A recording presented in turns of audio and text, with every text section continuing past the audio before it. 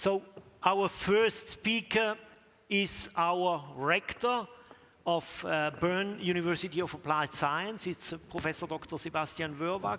He's our rector. He's president also of the Hochschulrat, Pädagogische Hochschule, and he is the president of Humanologics. Did I say it right?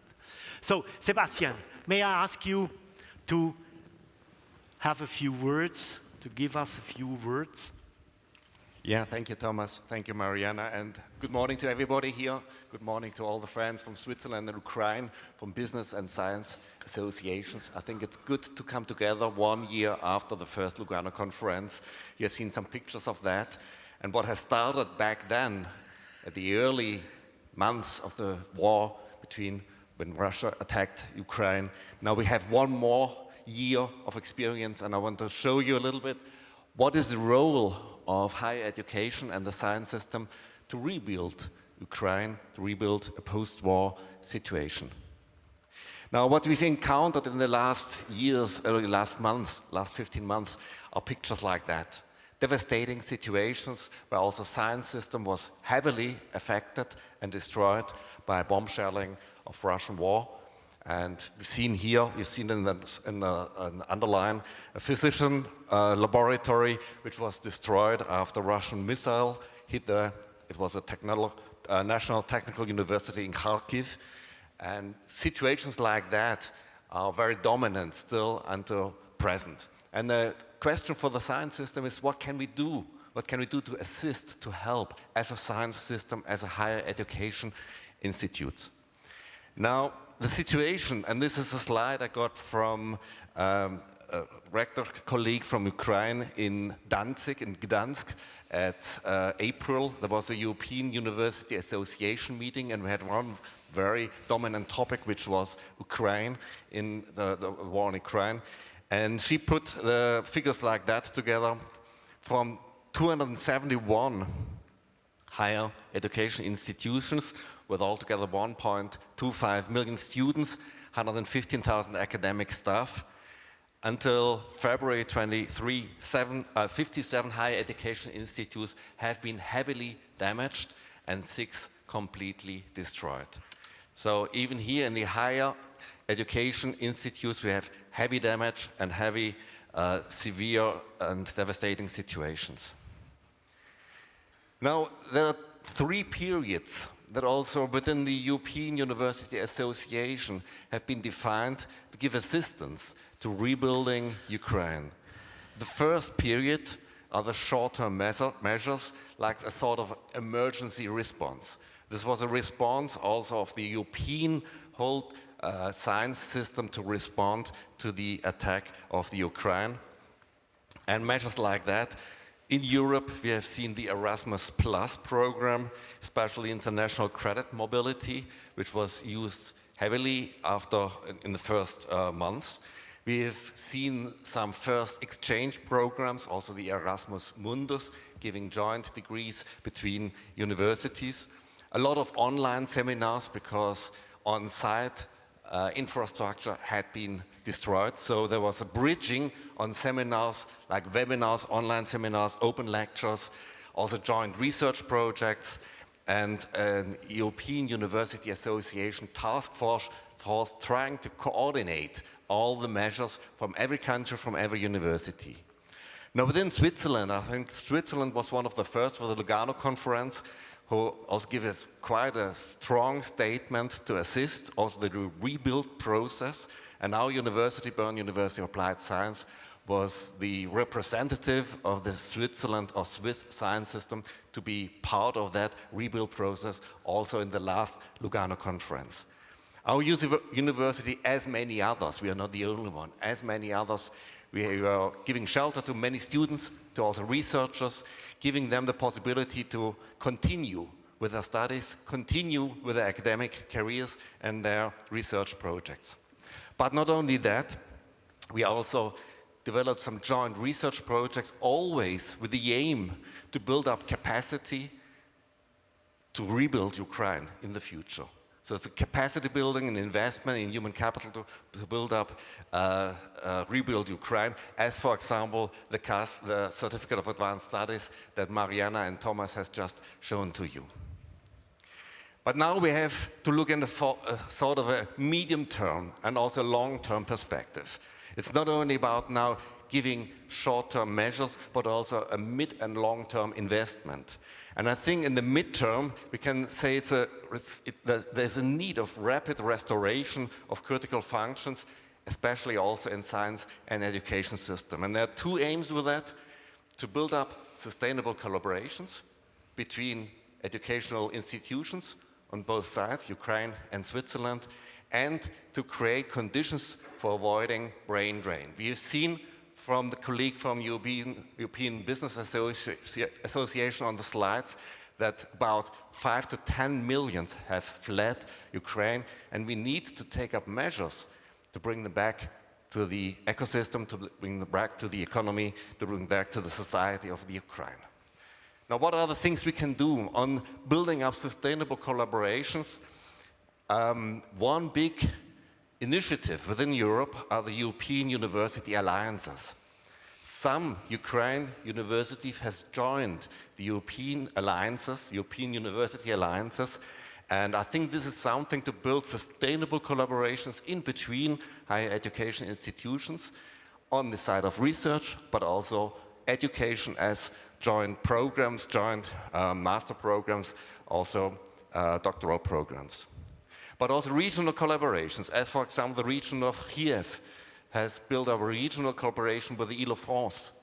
So maybe this is also something to think about, to define regions where there's a regional support and collaboration between countries, and twinning universities, twinning also business side between those regions.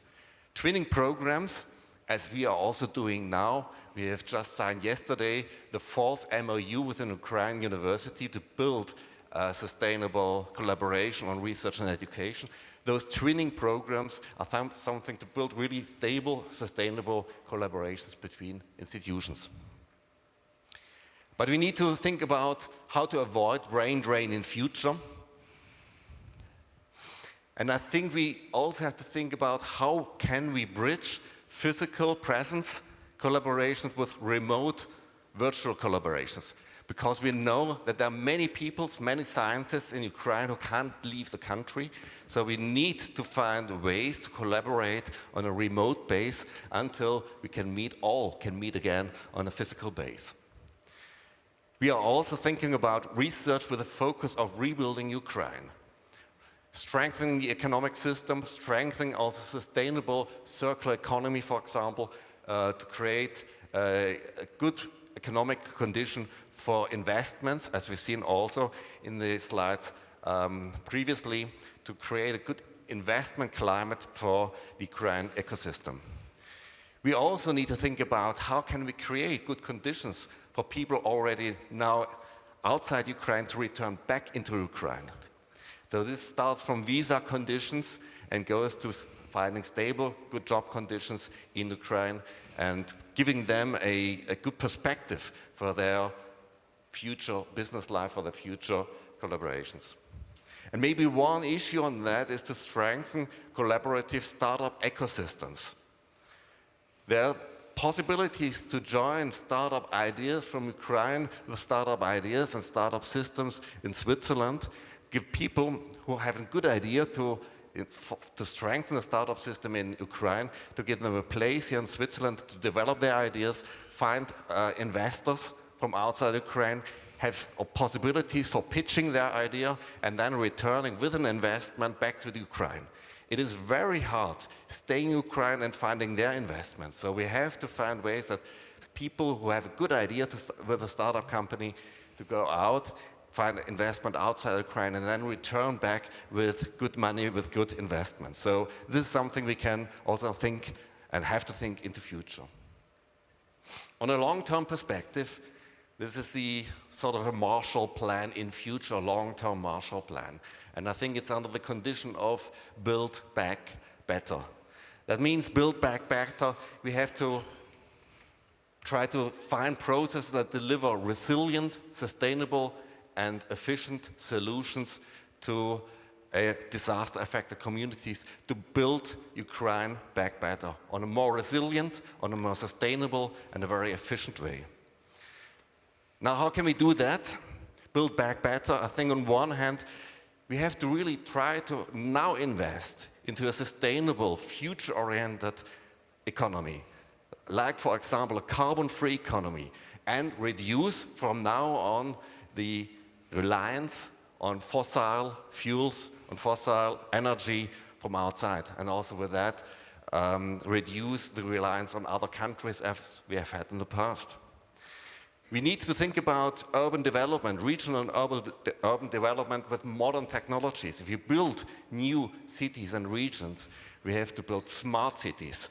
We have to invest in digitalization and a new form of urban planning.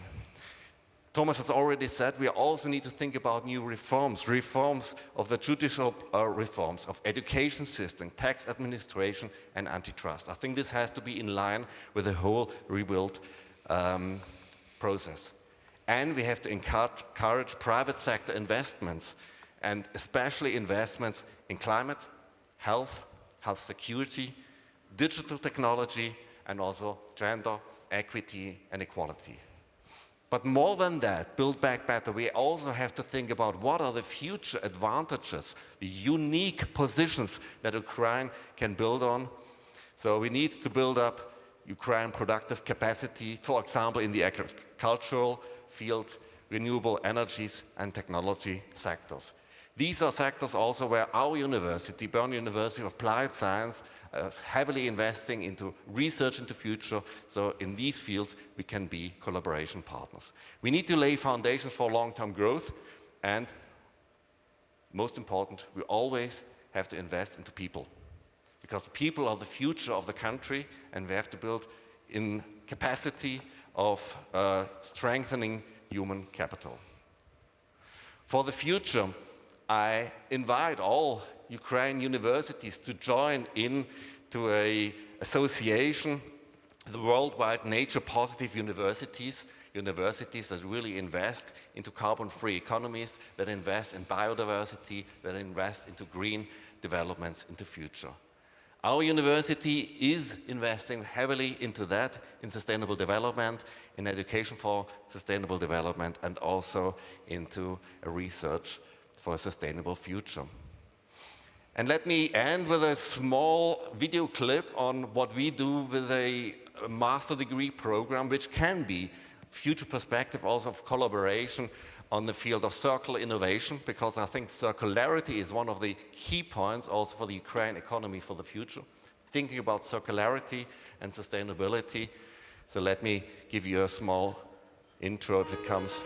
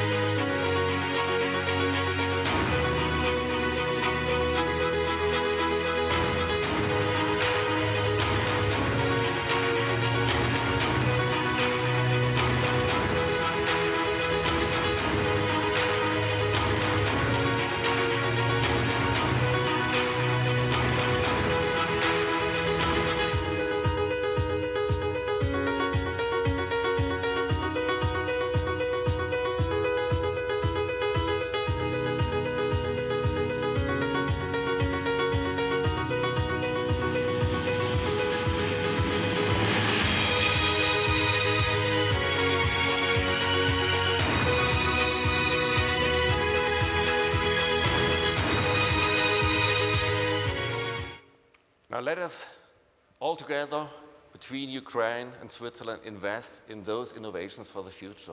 This is a circular future, this is a sustainable, resilient future for Ukrainian people, and we are very happy to assist on the path we have started 1 year ago and will continue for the years to come. Thank you very much. Thank you very much, Sebastian. How proud can we be to have him as our rector? It's really beautiful. Are there any questions from the audience to Sebastian? If not, I would have a question. Do you see, based on this experience we have of this terrible war situation, do you see new concepts of education? Do we have to reform something we are doing well, but are there any reforms for your personal perspective? Yes, I think we need to think about reforms also for international collaboration. What we have had so far in the past is collaboration on, let's say, joint or dual degrees. Or that we have had exchanges, student exchanges, flying faculty and all that. What we should think about is the whole value chain from education to translation into innovation in the economic field. So building up capacity with education, building up new innovation and new ideas, and giving them a marketplace by supporting also startup systems, startup ecosystems, and so the whole value chain needs to be taken into focus. I think this is a big change. Perfect. Thank you very much. So our next speaker is a she, Professor Dr. Ute Seeling. She has a habilitation in forestry, has many years of professional and management experience in the scientific and educational sector. Most recently, she headed the KFW. This is a Center for Competence of Forestry, technology, wood logistics, and this she made in Grossumstadt, close to Frankfurt. As a long-standing member of the advisory board of the Department of Forestry Science at the HAFL. HAFL is our Hochschule, University for Agriculture, Forest and Food Science. She is very familiar with the university's environment. Ute Seeling is director of the HAFL. Please, I give you the word. Ladies and gentlemen, I'm very happy to be here and to explain a little bit about our cooperations and about our potential that we can offer for the further rebuilding of Ukraine. So our topics are agriculture, our topics are forestry and food sciences. So we will dig a little bit deeper into these three topics, and I hope you can follow me within the next minutes. So I will show you some slides about that. So what has the Ukraine been about? Ukraine had the reputation as the world's bread basket. It was a low-cost grain producer, and it had a reputation worldwide to be very important for food security for the whole environment in the world. So it was the world's fourth largest corn exporting country and the fifth largest wheat exporting country.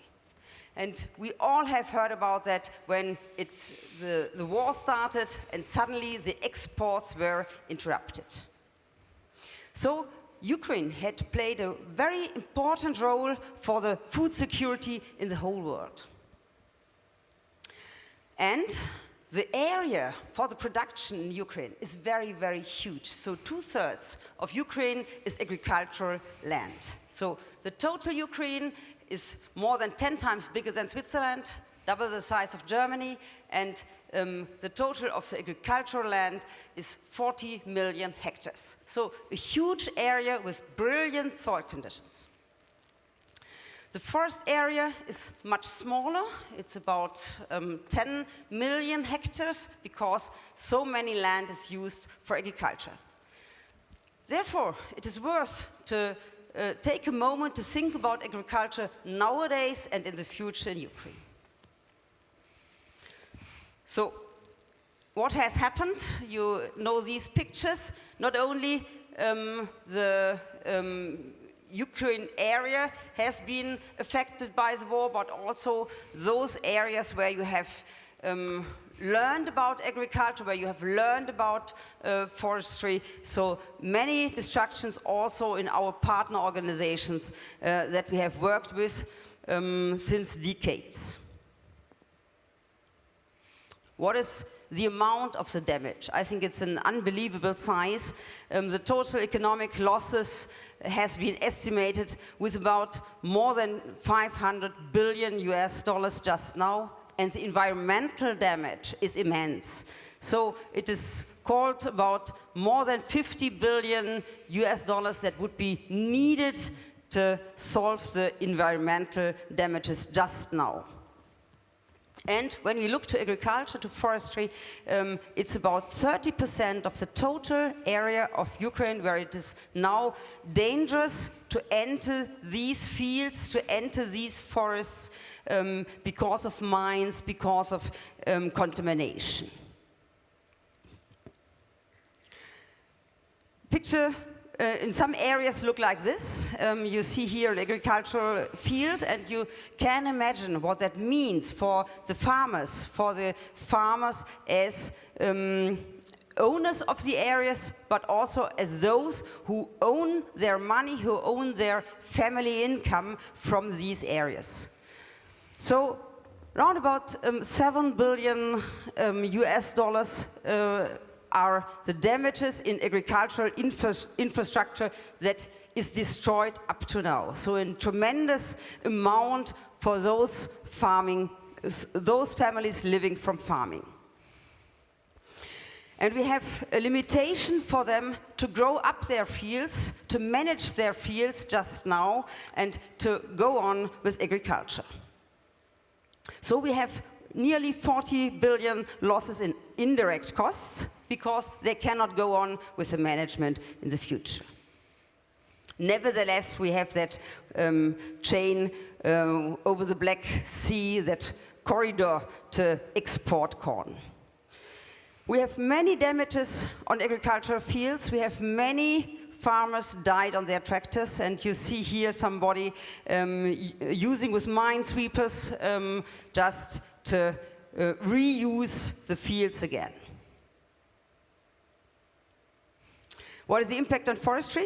That is a very special situation for the forests in Ukraine because the forests were particularly affected as they were used to conceal military personnel from detection by drones. So it was kind of possibility to use the forest not to be found for both sides, for Ukraine military as well as for Russian military, and therefore many forest areas were burned down. I will come to that later on again. So we have about 1.6 million hectares of forests that are damaged, that are affected by the war. These are landmines, these are unexploded objects up to now, and these are forest fires on huge areas that couldn't be stopped because of a very hot climate, very warm climate, and there was no solution to stop these forests. So reforestation is a big challenge. To start with climate-adapted forests and to start with a sustainable management of these forests. So what is our experience that we have, that we can bring in? Not only the experience from a decade of a cooperation with partners from Ukraine, but what can we bring in from our Swiss projects, just to assist, just to help to build up capacity or to help with applied projects to support Ukraine. Let's first have a look to agriculture. What is needed just now? The land has a lot of mines. I have showed that picture. So land demining and decontamination is needed. And we are very happy that as a consequence of the first Lugano conference, now we can host a workshop just next week at the Bern University of Applied Science for experts for soil, and they will discuss what is the knowledge that we have nowadays about decontamination of agricultural land. And the problem will be the big size of these areas. So we have just experience in many cases with small areas, but these huge areas to decontamine, that will be a huge problem. What is needed else? So we need a resource-efficient management strategy for the agriculture of the future, sustainable and climate-adapted farming, and the next step of digitalization in agriculture, and a better governance to regain reliability in the agricultural production. It must be sure that we don't produce agricultural products that are contaminated and exported to the world. So you see that there are many topics of what Sebastian told as better building. So for the future, looking for the future, not building up only the old structures, but thinking about the future structures. And what is the applied research that we can and the knowledge that we can bring in? We have developed in the past management strategies for sustainable use and conservation of soil. So with the topic of soil, chemistry of soil and physics of soil. We have optimized field crop production systems with low resource consumption. Very important because we try to become better and better with regard to sustainability, so we have to reduce our resource consumption for the agriculture production. We host at BFH the Soil Competence Center, where we develop methods for improved soil mapping. We have developed sustainable and organic agriculture management ways to manage the areas. And we have a certificate for sustainability in farming. And we have brought that already to Ukraine. We will have to develop that further together with Ukraine partners. What we offer when we think about capacity building is a bachelor program and also a master program for agriculture. The bachelor program is in German and in French, and the master program is in English. So probably the trend will be more going to the master program. But we shall not end by the agricultural products and thinking about the export of the raw products from agriculture, but what is needed is also the processing of the products within Ukraine to process to food products. We have heard already today in the morning that Nestle is thinking about huge investment in Ukraine, and of course they want to make the next step directly within Ukraine, and I think that's a solution for the future. But it's not only Nestle. We have to motivate smaller scale agro-food businesses so to process the agricultural products just directly in the Ukraine. So improving food safety and preventing food fraud and food waste is one topic for the future with regard to food processing. We need the policy support and the capacity building on food safety, as well as an implementation of systems for quality management and sustainability in Ukraine. We have experience also in these fields in Ukraine, but also in many other regions of the world. So the strategies for food safety and consumer behavior in agri-food ecosystems is one of our topics. So having the consumer, so also looking to the consumer and to the consumer needs and then developing the programs for food safety. We are thinking about the smaller and micro agro-food businesses, so farmers directly processing their products and offering directly different ways of food. And we have sustainability in the agro-food chain, one of our main topics where we focus on. In this field, we also have the bachelor and the master program, and we try to qualify young people in the best way. Now coming to the last point, coming to forestry, what is needed in Ukraine with regard to forestry? So sustainable forest management, of course, is the future topic. So just tackling the SDGs by sustainable development, sustainable forest management. We just had a close to nature silviculture workshop You have just asked, do we need new formats? Yes, we have done that in an online format together with the colleagues in Ukraine, an online format where we had the digital pictures, let's say a kind of virtual forest, and we have discussed with our colleagues from Ukraine how can we manage these forests in a close-to-nature silviculture. So keeping the soil always covered by forest, no clear cuts, etc. So a modern way for sustainable forest management. But we need for that policy support. We can give support in digitalization and better governance and know-how. We have developed different tools, and we have shown that to our colleagues from Ukraine, because they came to us in a mobility program, and now we are in contact with them by online workshops, and we have signed 2 MOUs with different universities. So we try to establish further our cooperation with the Ukraine partners.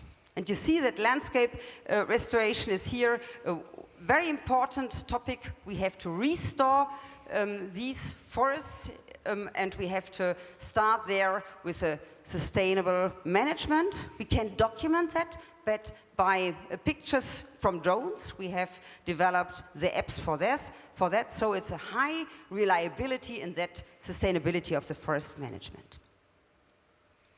Let me end with mentioning these 2 master programs. We have a master program in forest science, and we have a master program for the more mountainous areas where people interested in agriculture and in forestry are combined, and they make that program together.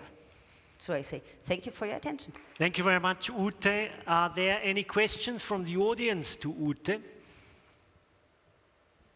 If not, I would have a question to you. So you told us already that Ukraine is the food or the corn chamber of the whole world. And I read an article last week from our BAFU. BAFU is our Bundesamt für Umwelt.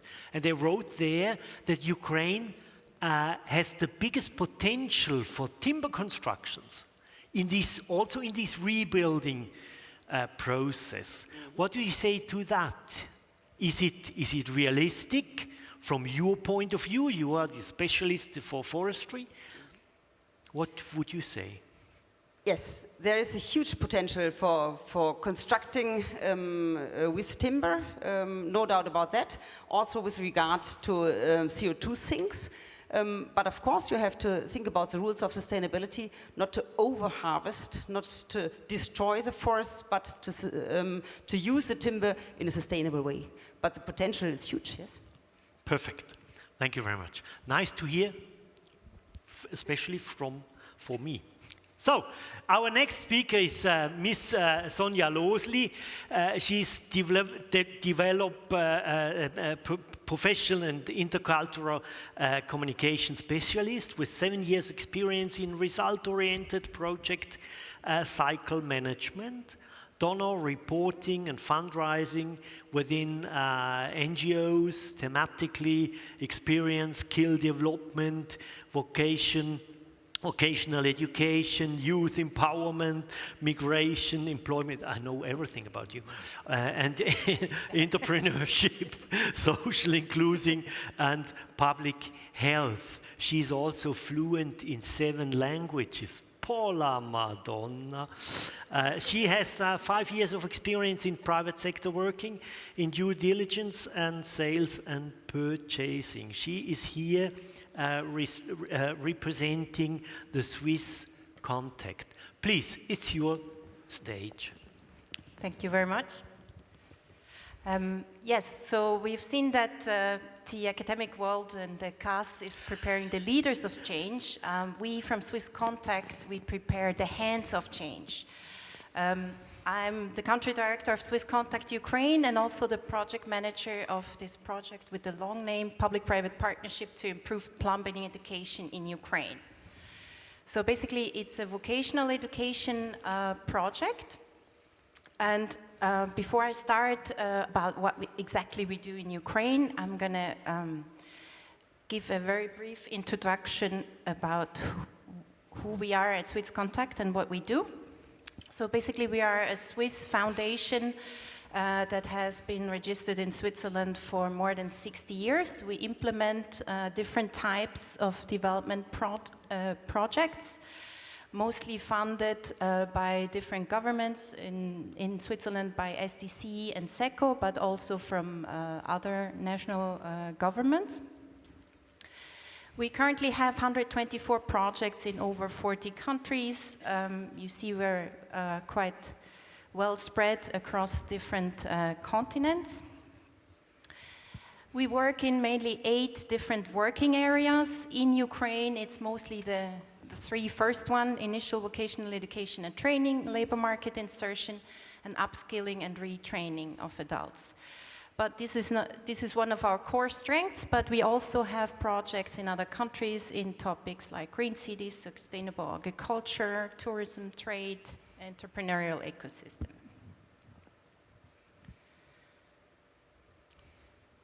Some very brief words about how we work.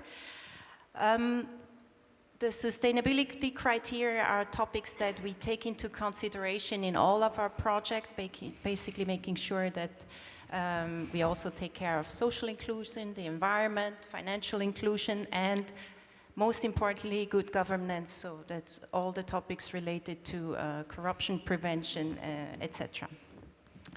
Among our working principles, one of the most important point is evidence-based adaptive management. So basically we make sure that we measure and monitor our results regularly and we adapt on the go. So all our interventions are regularly monitored, and based on these data, if needed, we adjust the interventions accordingly. And also we are very strong in cooperation with the private sector. So our project also is co-funded by the private sector. So we get a lot of know-how and resources also from the private sector. So yeah, as I said, monitoring and result management is one of our core strengths. It helps us to be effective in our interventions. It helps us as an organization to learn and grow and develop our projects continuously, and of course also to give accountability to our donors. About the financing models, I've already mentioned mandates. So this is, the mandates are one of the big parts of our portfolio. We also have what we call the development program. These are projects where we do our own fundraising from different foundations.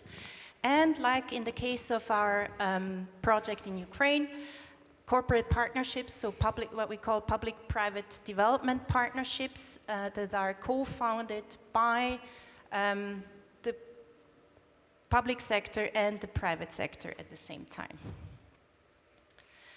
So in Ukraine, Project EDUP, as we call it shortly, our primary goal is to make sure that the skills that youth get from vocational education are actually matching the needs of the labor market. So that the youth, when they graduate from vocational education, they can enter the job market and ultimately achieve higher incomes and make a better living out of that. So what we do, we have currently 3 main intervention areas. We focus on the quality of education. We focus on organizational development, where we support our vocational schools to achieve efficient allocation of resources, and we deliver leadership trainings for the school management. And we work on strengthening the linkage between vocational schools and the private sector. As you can see, our 25 partner schools are spread all over Ukraine. We are present in almost all the oblasts.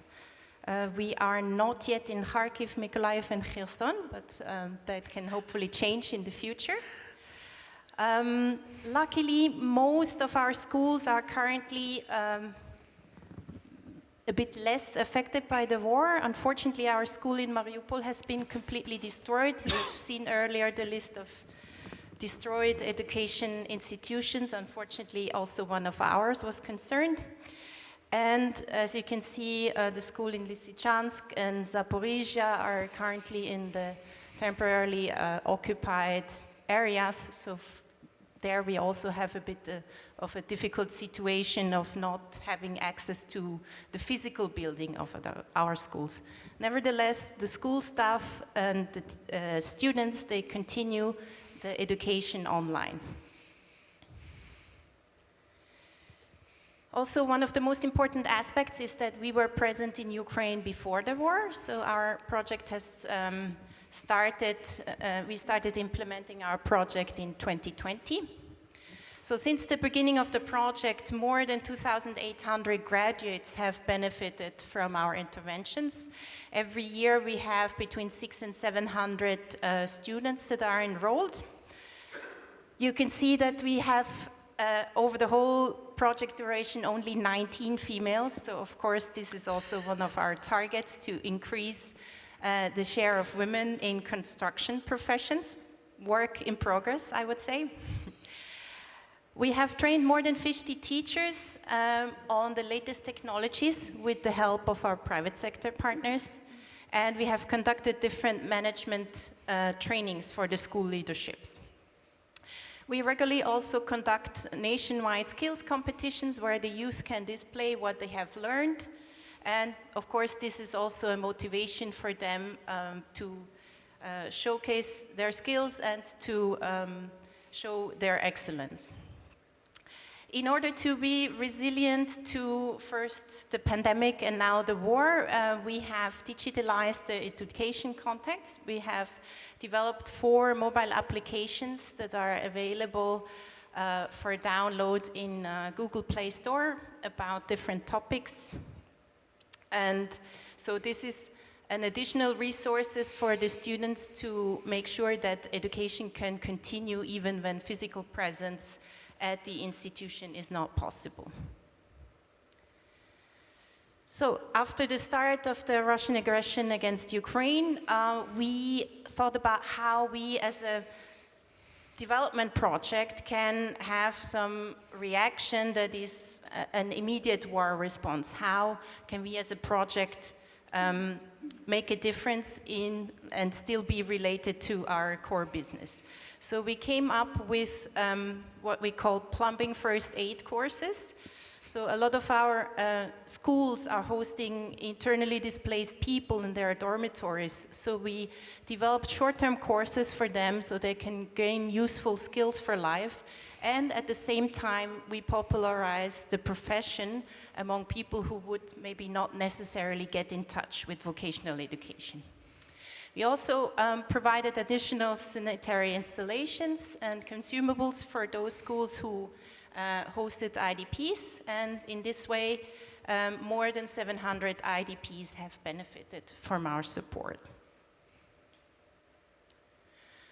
When we talk about how the war against Ukraine has affected the Ukrainian vocational education system, it has basically aggravated some of the pre-existing problems. Financial resources have always been an issue, but now, of course, the vocational education, as it is financed by the regional government, the regional budgets due to the war are depleted, and therefore this problem has even become more difficult. Also, the quality of education in general has suffered under the condition. A lot of our students and teachers also have been forced to migrate either within or outside of the country.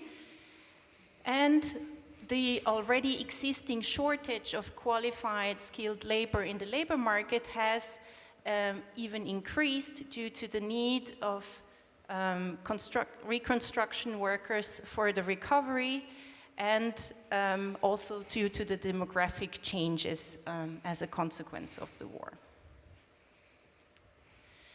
So as a consequence, our vision for the future, as our project will be entering a new phase starting from this summer, we have managed to negotiate an increase in budget, so from The previous phase, we had 1.2 million Swiss francs. We will now have 8.4 million Swiss francs for the next 4 years. Also, we are in negotiation with additional construction-related companies, in addition to the Swiss company Geberit, who has already been supporting us.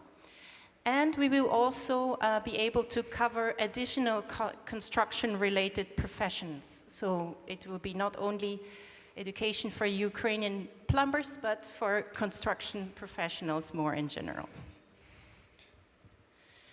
So in addition to what we have been doing, our reaction to the war is basically that we will diversify the offer. So when we talk about recognition of prior learnings, this is about formalizing the skills that people have acquired either on the job or maybe abroad, in the case of returning migrants who have maybe spent some time in different countries in Western Europe. So it allows them to formalize their skills and to enter the labor market in Ukraine in a more easy way. Also, we will focus on upskilling and retraining of adults. So this is about giving the opportunity to adults who had a different profession before to get a second degree in vocational education in order to meet the needs of the labor market. Also, we will focus on an image campaign for vocational education, because I think at least the Ukrainians among you might be aware that vocational education unfortunately doesn't have a very good reputation. That's why most people are attracted to universities rather than vocational education. But as I said, the change needs leaders of change, but it also needs hands. And we are working on getting those hands trained and qualified. When we talk about partnerships with businesses, so basically we work together with private companies on 3 different levels.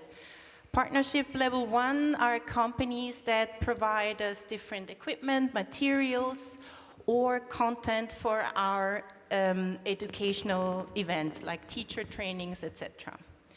Then on partnership level 2, we have companies that decide to co-finance specific events or products. And on level 3, we have businesses who decide to co-finance the entire project. So basically, why should a business co-invest in a project like ours? Many companies, if I may give the example of Geberit, who is currently already supporting us, many companies face difficulties as they are producing high-end products. There is a lack of awareness that of the added value of such high-end products. Whereas working with our project gives the companies the opportunity to display their products, and that graduates will be familiar with the products and the materials that they use. Also, it allows to close the skills gap. As I said, high-end products also need skills workers to be able to work with them and install them. And of course, it gives also the opportunity to influence the state policy in vocational education, to co-steer the project, and basically also the visibility that comes with working with our project. So when we have different media representations talking about projects, the companies that support us will always be mentioned. So in that sense, I would say, for those who are interested, let us rebuild Ukraine together. Thank you very much. Thank you very much. Thank you very much, dear Sonja. I mean, in Switzerland, we are really proud of our dual educational system. That means part of education is in companies directly, and the other part is in school situation, and that's what you are pushing also in Ukraine. And you take care about the hands of the rebuilding process. That's really, really nice. And you opened up not just for the plumbings, for the whole construction field. And this is really, really nice. Thank you very much for your engagement. So our next two, or our last two speakers of these sessions are Lukáš Kubiak. He's Managing Director, Vice President of GWF. GWF, I will explain you, Eastern Division. He's Commercial Director of Povogas and Development Manager of Grupa Uptor. And he's together here with Stefan Christen. He's Senior Solution Expert and Head of Product Management of GWF. And they are talking about, as the word says, about water and energy. Please, it's your speech. Thank you very much, and good morning, ladies and gentlemen. It's a great pleasure for me and great honor to be among friends, to be among you.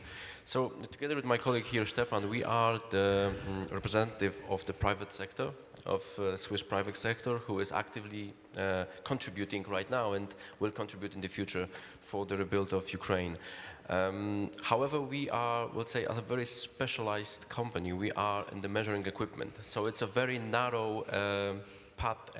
That's why, to get a better understanding what we are doing there and what we will do there, I will just give you a short glance. What is measuring equipment? What are we doing? And who we are actually, and how we can contribute in the future.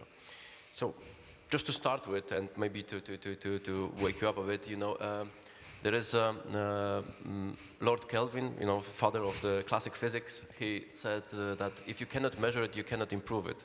Then it was another business change of that sentence, you know, if you cannot measure it, you cannot manage it, but that is questionable.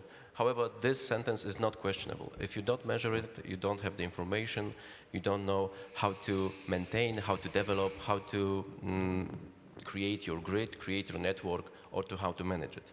And this sentence is, let's say, the coal stone for each and every measuring equipment manufacturer, because, you know, that, well, this is what we came from. When we talk about measurement, we at GWF think about three major valuable resources, which is water, gas, and electricity. Among those three, in my opinion, the water is the most important one. I don't know if you know that 70% of our globe is water, but only 2.5% out of this is fresh water. And only out of this 2.5%, 0.7% is accessible for us. So it really makes you think that water is very important, you know. And what got me, it was something like, I don't know, 2 or 3 weeks ago, I read the article that if by some case we cannot get access to this 0.7% of the fresh water in the world, then the whole human species will vanish within a week. So no atomic power is a threat here, you know. Wrong treatment of water, that's a threat for the human species for the future. So, but okay, so having these two in place, who GWF is? GWF is a family-owned business. It's a Swiss company placed and based here in Lucerne. The whole production is also held here. So we are proud of it to be a Swiss manufacturer. And from the more than 120 years, we are improving the methods and the ways how to measure gas, water, and electricity. Also, in the background of the company, there are three pillars which we are working on. And first of all is to create a positive impact on you, on the environment, on the end users, on the utilities who are using our equipment. Then, second one, of course, it's a profitable growth for us as a company to be able to give you better solutions each year. And the third pillar are the employees, which are, let's say, most valuable resources in every company. Many companies say that, but GWF really lives through that philosophy. The structure of the whole company, as I said, main headquarters and the main production hub is in Lucerne. Then we have Germany, Austria, UK, and Greece and Poland as a kind of service and supply hub for the regions. I'm the managing director of the Polish entity, which is responsible for the Baltic states, Poland, Czech Republic, Ukraine, Slovakia, and all the way down through Balkans finishing at Bulgaria. I'm the first, let's say, line of any contact when it goes for the Ukrainian market. To give you the information, how do we work? Because you might get the impression, okay, you are the manufacturer of the measuring equipment. What about that? So yes, we are, and this is, let's say, the very first and very traditional way of making business. So we are only supplying the devices to the utilities, to the end users, and they are using it for measuring the valuable resources. But we've got another two ways of working, because out of this 120 years in the measuring business, myself, more than 15 years in the measuring business, we've got a lot of expertise, we've got a lot of engineering skill, we've got a lot of knowledge regarding how to develop, how to maintain, how to service the water lines, power lines, gas lines. And this we are sharing also with our partners. So we can deliver also the turnkey solutions. When we are getting on site, we are designing the measuring points, we are also commissioning them on site, So it's a kind of the whole complex thing which we can do to the market. And also we can consult the projects. So when we have the feasibility studies, which for sure will happen soon enough when the whole rebuilding process will start in Ukraine, we are the expert in this measuring narrow area, which we can really share our knowledge, share what we know, share what we can give, and how we can improve the projects which you are starting with. And what's also very important, in many places when I go, for example, in Poland, we've got the wastewater installations or the wastewater grids, which are working there for 150, 200 years, which means what you are designing now, what you are rebuilding now, what you are coming back to it now, it will serve for the next 6, 7 generations to come. So it's very crucial, very important to do it right now wisely, using the best possible technologies to be able to work it for the next 150, 200 years. So that's why I think, we've got a pretty much good packet to share with and to contribute for the rebuilding. So we don't have a lot of time, so out of these 3 valuable resources, I will just present you right now what we can do within the water sector. So in the water sector, we can tackle practically everything, for hydropower, hydrology projects, wastewater, irrigation, and water supply. We are the one and only company in the world who can measure each pipe. And what I mean by each pipe, it's something like from the DN15, 15 millimeters, half inch, just the domestic meter which you have at home, up to the 15 meters in the hydropower plant energies, so the 5, 6 storage pipe also can be measured with our devices. So really there is no application which we cannot tackle and which we cannot help you to manage and help you to design in a better way. Also on the water, not that direction. Also on the water circle, we can present, how the grid or how the whole system can be managed, from the fresh water inflow supply to the houses, to the industrial customers.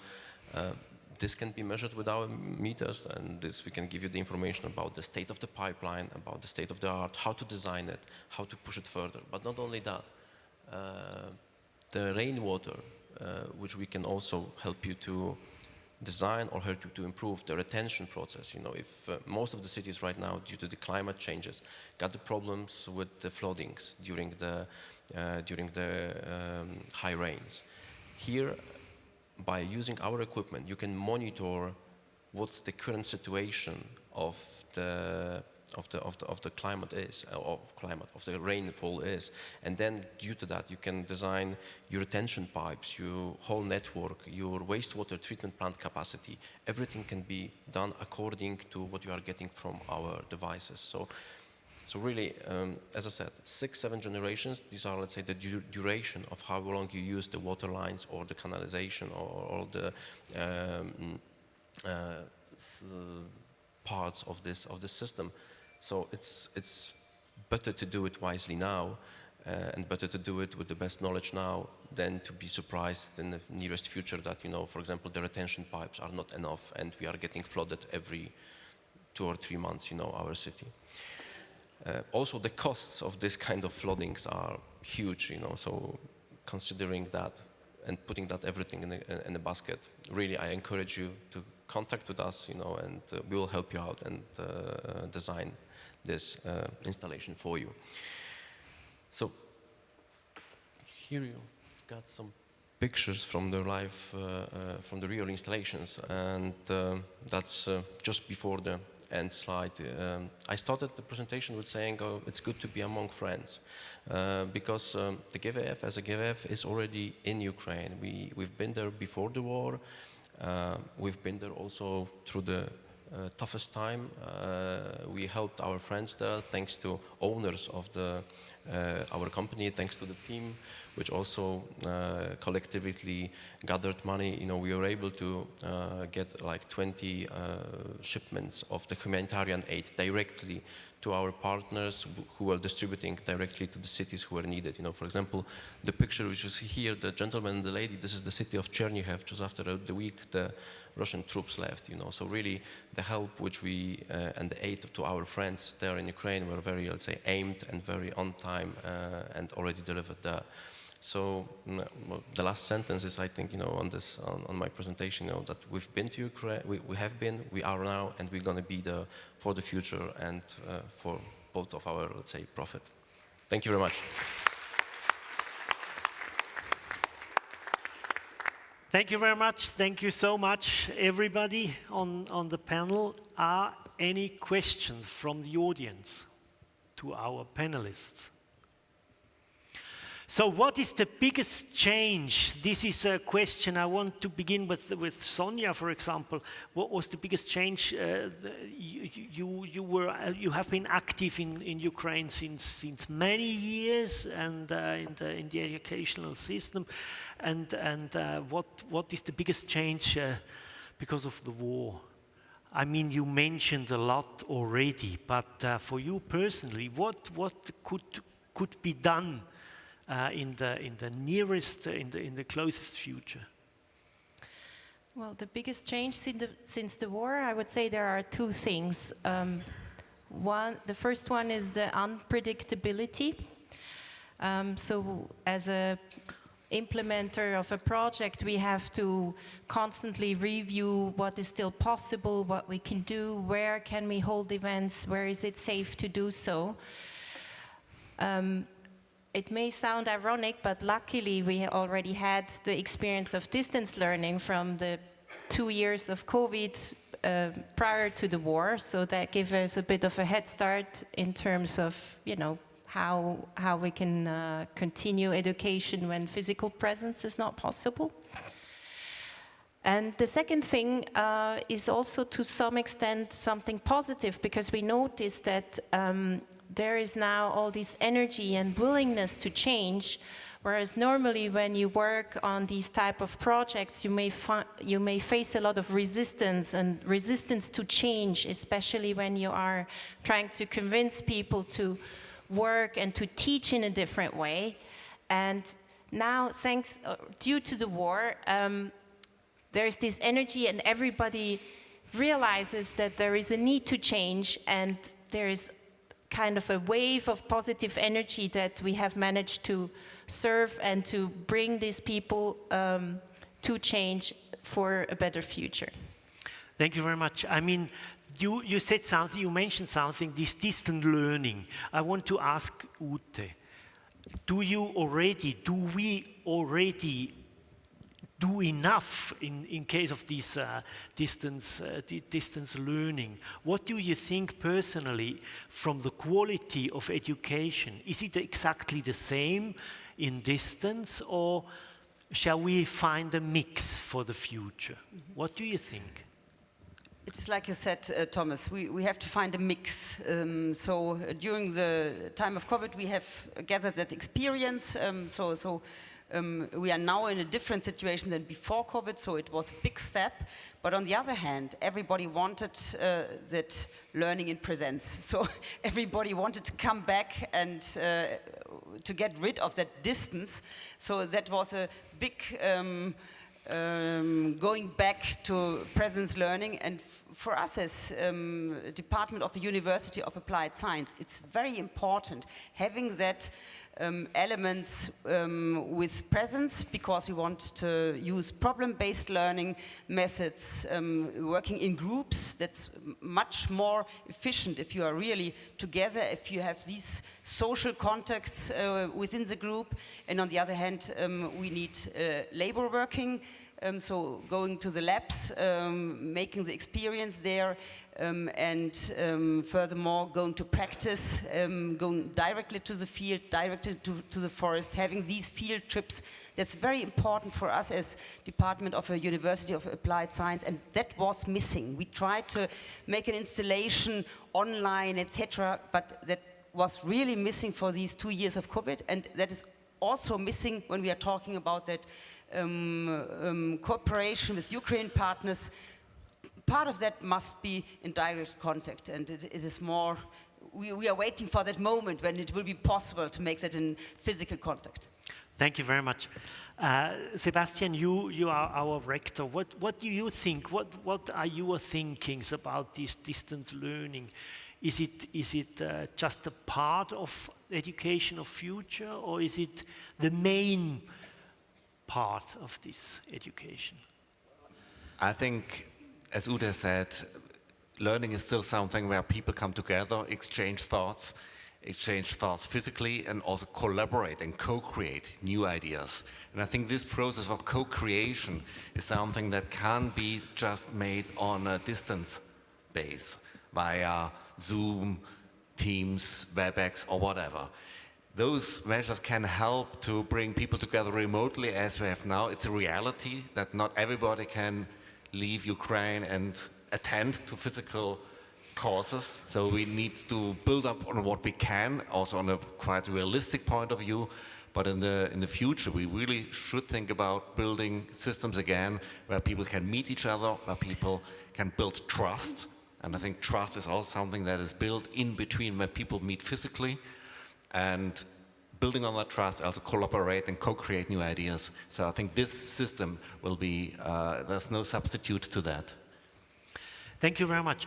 A question to Lukas or Stefan. What do you think about this field work? Is it important to do something with your hand, to be on the field and directly to have this experience of what you are measuring, for example? Well, okay, we are, I think, tackling here the two things. I will maybe address the question the other way. Yeah. I can tell you how the remote contacts, of course, helping the business during the COVID and right now during the situation in the Ukraine. However, I've got the same feeling as the professor here that it will never be, let's say, a substitute. It is just a substitute. It can never exchange the personal contact. And for example, from the business point of view, from what I see, to work with the partners which you already know, it's perfectly fine to have the remote contact. But to make a new arrangements or to make a new acquisitions, to meet new partners there, it's not enough. You have an online meeting and then it has to follow. You have to meet in flesh to make it work. And I think that's so we have all faced that during these times. And with the Ukraine, it's absolutely the same. Of course, as I said, we've got the partners over there, so it's easy for us to communicate. However, once in a while we are meeting on the border. We are going there just to have a chat. And to see each other and to have a coffee together. Because that's it has to be like that. Yeah. Thank you very much. Can I lend you a microphone? I want to ask one of our students, what do you think? What are your experience in this contact education instead of distance learning? What are your experience? What are you thinking about? Who wants to say something? Huh? You. Thank you very much. Several years, yes, we were faced with this COVID times, and our work and our study was distance. And I think this opportunity to be in some companies, on factories, to fill materials with our hands, sound, wooden materials, this is great. And also this personal communications with the teachers, with the lecturers, and the persons with the practical experience is also better when you can see eyes, you can feel the person. So I prefer to have not distance learning. Thank you very much. Thank you very much. I mean, for us it was essential. I mean, I'm not Ukrainian, and I don't know the culture. I don't know the construction culture. Nothing from Ukraine. So it was essential to have you directly in contact with us. And yeah, what a beautiful experience. Mariana, what do you think? How should we? What should we adapt? What should we add for the next enrollment in our course? Have you been missing something? Yes, yeah, I will answer this question, but maybe I first start with this information that I wanted to tell at the very first my presentation, but I will tell now, so that I'm really especially proud that we took this significant step at the Bern University of Applied Science to build up this CAS Rebuild Ukraine. So I remember, as a Ukrainian, I'm very proud that I was part of this initiative. And I'm really thankful for all the leadership of the university for supporting this idea. It's very important. And I think we are really like leaders among other universities, that we go ahead one step and try to implement this beautiful program. What is missing? I mean, it's already a success story, as it was a few times mentioned yesterday from SECO minister. I mean, it's great that we build this diverse program, that we were able to find such a beautiful students. I mean, we call them students, but I always hesitate to use this word, you know. They are very high professionals, highly qualified, has had a very great experience behind them. So I really believe they are the leaders of change. What is missing? I think the next step that we have to think about is how we can help them to, implement this experience in the real life, how we can help them to get proper job and really contribute to the rebuilding projects. Because having these certificates is great, having this great knowledge behind you is also great, but then in the future it should be applicable. And this is what we can think about together, and this is how we need to scale up this project. Thank you very much, Mariana. Thank you very much. Sebastian, yeah. I would like to... Yeah, it's working. Yeah. Working? Okay, Yeah. I'd like to add something, because we talked about that this very morning, how to make also this community a sustainable community. And I think it's not about only just making a course, a certificate course, and then saying goodbye, but it's a beginning of a community where we work together also in future. So we're thinking about how we can stabilize this community with fellowships, how we can help you in your future roles to realize those projects that have been now committed to, and how we can bring those projects to Ukraine, and how we can match you with the ecosystem, with companies, Swiss companies, Ukrainian companies, who will build what you have planned. And I think this is one part of scaling up. So it's not just a simple course we'll build on capacity, but we try to build on solutions. And this solution should be a community of practice at the end. And this community of practice will be a Ukrainian-Swiss community of practice to rebuild infrastructure, to rebuild Ukraine. And I think this is something we are thinking about. We'll talk about that with SECO. We are thinking about also, I talked to Dimitri this morning, building up some sort of community which is really quite a firm, sustainable community on rebuild Ukraine for the future. Thank you very much. So, because of our time schedule, So I want to thank all the panelists for your engagement. It was really beautiful, and I think we are doing important work. So, who wants? What did you say? So yeah, it was very interesting. Actually, I'm not so in touch with.